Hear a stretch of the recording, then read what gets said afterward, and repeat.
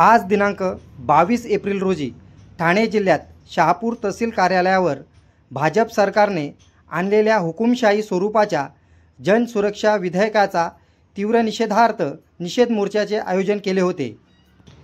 सदर निषेध मोर्चा बस स्थानकातून सुरू झाला। हा मोर्चा उन्हातान्हात चालत शहापूर तहसील कार्यालयावर पोहोचला।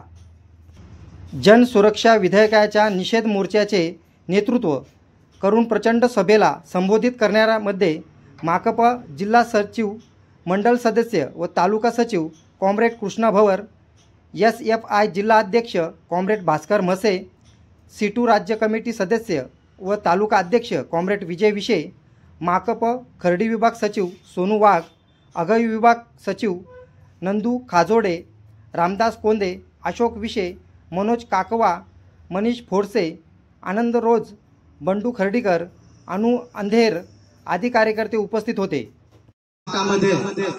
मार्क्सवादी कम्युनिस्ट पार्टीच्या वतीने जनसुरक्षा विधेयक जो कायदा आहे त्या विरोधामध्ये संपूर्ण तहसील असतील, कलेक्टर असतील, त्याच्यावरती निदर्शने आणि मोर्चे घेण्याचे संपूर्ण राज्यभरामध्ये आज कार्यक्रम आहे आणि त्याच्यातलाच एक भाग म्हणून आपण शहापूरच्या तहसीलमध्ये आपण मोर्चा घेऊन आलेलो आहोत। जेणेकरून त्या मोर्चासाठी आपल्याला जिल्हा कमिटी सदस्य कॉम्रेड भास्कर म्हसे, CITचे विजय विशे, मनीष फोडसे व सर्व काँग्रेस आणि आपल्या मार्क्सवादी कम्युनिस्ट पक्षाचे तालुका कमिटी सदस्य सर्व काँग्रेस इथे उन्हातान्हात एवढा सुद्धा आपण ह्या ठिकाणी आलेलो आहोत। मित्रांनो, पण सर्वसामान्यांना भविष्यात काय त्रास होणार आहे या संदर्भातले आपण एकच जनसुरक्षा विधेयक रद्द करा ही मागणी घेऊन आलेलो। कॉम्रेड काय या विधेयकामध्ये भगतसिंगांनी 8 एप्रिल 1929 रोजी संसदेमध्ये बॉम्बस्फोट केला आणि त्याचे जे बहिरे मुके खासदार होते ना त्यांना लक्षात आणून दिलं।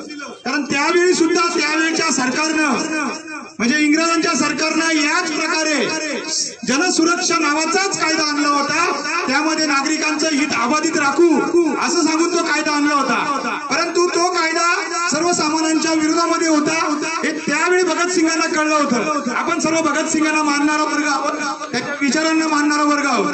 कॉम्रेड काय या कायद्यामध्ये या कायद्यामध्ये आपण आता जे मोर्चा करतो, जे आंदोलन करतो, ही आंदोलन करता येणार नाही।